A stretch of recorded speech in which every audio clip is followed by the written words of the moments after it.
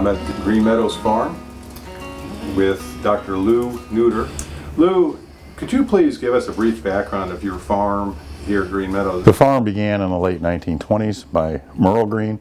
He developed it, and in the mid-1960s, his two sons, Dwayne and Velmer, came into partnership with him. And at that time, they were milking 600 cows. We milked 3,310 cows this morning. And they decided that milking in a switch barn or a tie stall barn was not the way to milk 600 cows. So they built the first of, we're actually on our fifth parlor now set up. And they developed the business. And in the early 1990s, Dwayne's son, Charlie, came on board. And a few years later, Velmer's son, Craig, came on board. And they continued to expand. And I joined the operation in 1996, full-time, when I sold my practice. And we, at that point, we were milking about 1,600 cows with the plan to expand to 2,500. And at that point, we built the front farm, Farm 2, and in 1999 and in 2000 we built this existing farm, and we left the facilities, the milking facilities at Hollister Road. Approximately 7 years ago, Dwayne's side of the family decided that they didn't choose to be in the business anymore, so Velmer's son, Craig, and his wife, Darcy, purchased the remaining portion of the farm, and so now it's a family-run operation with Velmer, Craig, and Darcy. The biggest changes that have occurred in dairy farming since you've been, what have you seen? I think the two biggest issues is, maybe, and they're more industry-wide, is that because of the milk structure and the pricing structure, dairymen in this area have been forced to milk more cows. And in doing so, it's brought on a whole new set of rules. Previous to that time, when it was a smaller family-run farm, it was all family labor. Now we had to start depending upon outside sources of labor. And so now the transition to becoming labor managers and handling people became a new issue. And I think that's been huge. So has this increase in herd size here at the Greens and all these changes in facilities, has this affected getting the work done each day, especially in terms of these labor needs? Well, fortunately in my time here, Greens have always been a larger herd. As I said before, they were milking 600 cows in the mid-1960s, which was a large herd at that time. So they've always been able to do it with a labor force.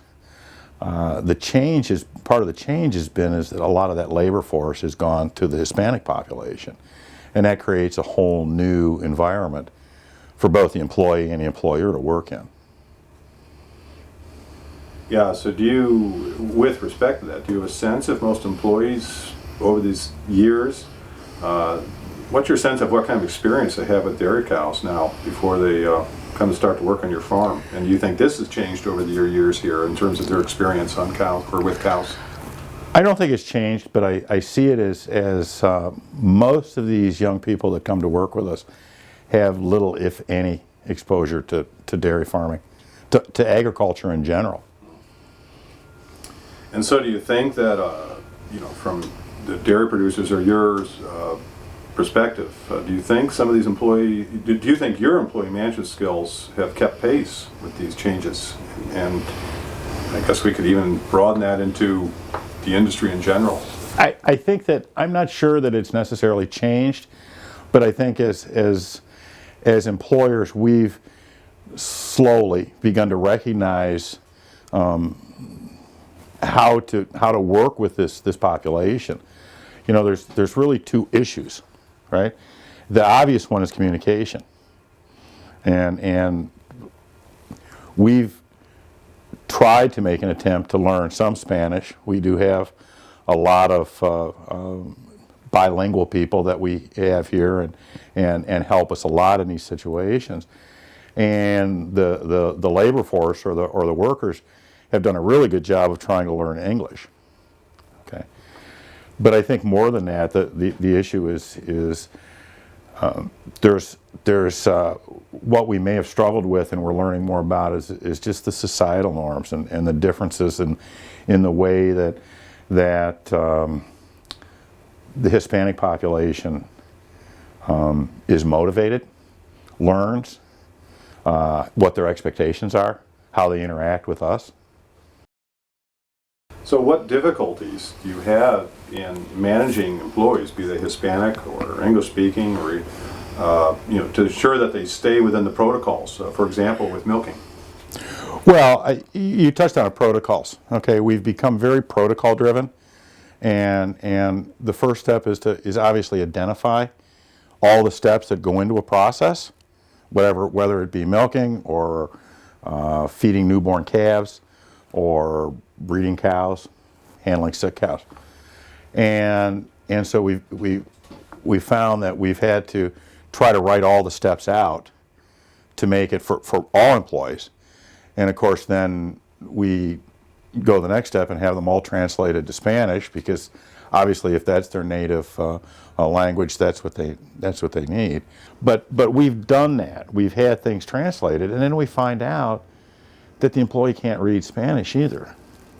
Okay, and of course, and I'm surely no linguistic expert by any means, but there's formal Spanish and then there's Mexican Spanish. Okay, and then even within Mexico, depending upon what area of the country or region that the employee may have been raised, there's even differences there. So that sometimes we just assume. It goes back to assuming. And well, I wrote it out. I told you how to do it. Why don't you do it? Well, I can't read it. And it's an ongoing process. We're constantly reviewing protocols. We're constantly, updating them, changing them to fit our changing needs if they change. Okay. And that sometimes can be a challenge, is that trying to keep up with them. Are there any other particular challenges as far as training and supervising Spanish-speaking employees relative to protocols, or other than translation into bilingual?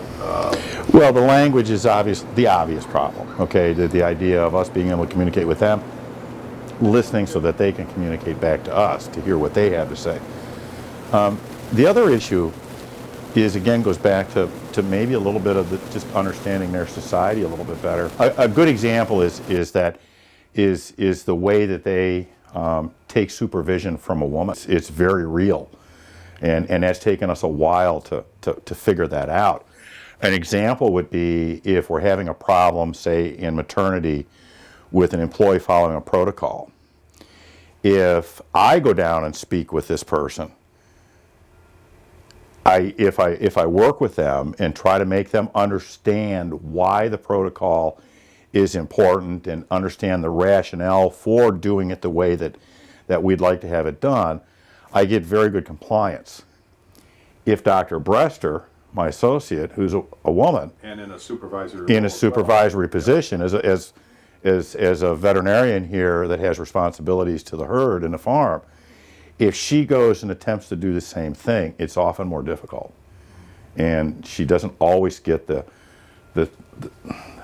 same. I don't want to say respect, because I don't know if that's the right word. It's very real. Just use culture and how they. From your perspective, how long does it take for an employee to get up to speed to know and perform their job well? Well, a lot of it depends on how much time we invest in training that employee. Okay, a dairy farm can be a crazy place, right? And there's afternoons like this where everything is going on and we're trying to get things done, and it just so happens we may be bringing in a new milker, so we don't spend the time with them. But I don't know if that's necessarily. I think that's probably true of any employee, whether it be a Hispanic employee or someone else. Is turnover a problem? Employee turnover a problem? Again, maybe both on this farm, but also, what do you think more universally in the dairy industry? Well, there's really, just like in any, and this is not unique to to any cultural issue. It's just in any business organization, right? There's a tier of employees. And you have worker bees, then you have workers with some more responsibility. A lot of it is the ability to make a decision, okay?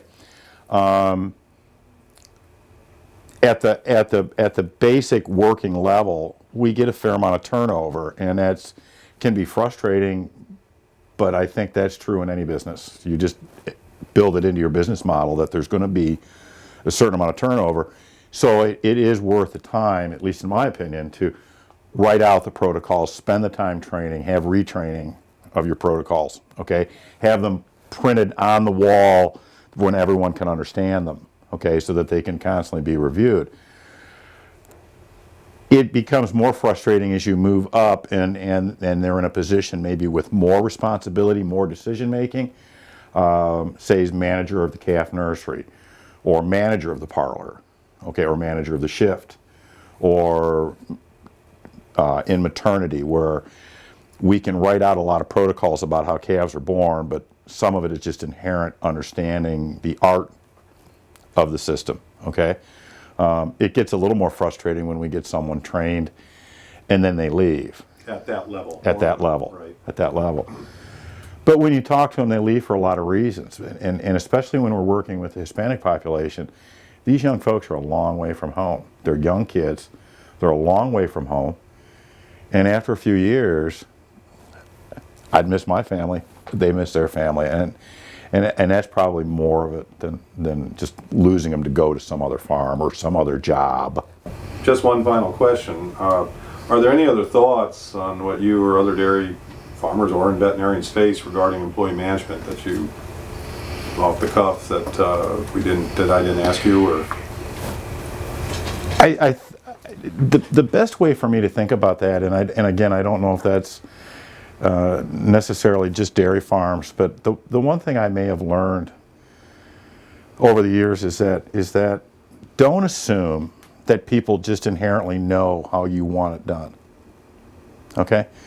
Hence, that's where written protocols, some type of feedback, and it doesn't have to necessarily always be organized that once a month on Tuesday morning we're all going to sit down and talk about what's going on. But don't just assume. I think dairymen tend to be pretty motivated people to be in that business, and they're usually very successful at what they do. And so they just assume everyone else knows what they need to know. And I think it's important that we don't assume that we have to train people, and we have to write it out. And it takes a lot of time, but I think in the long run it's worth it.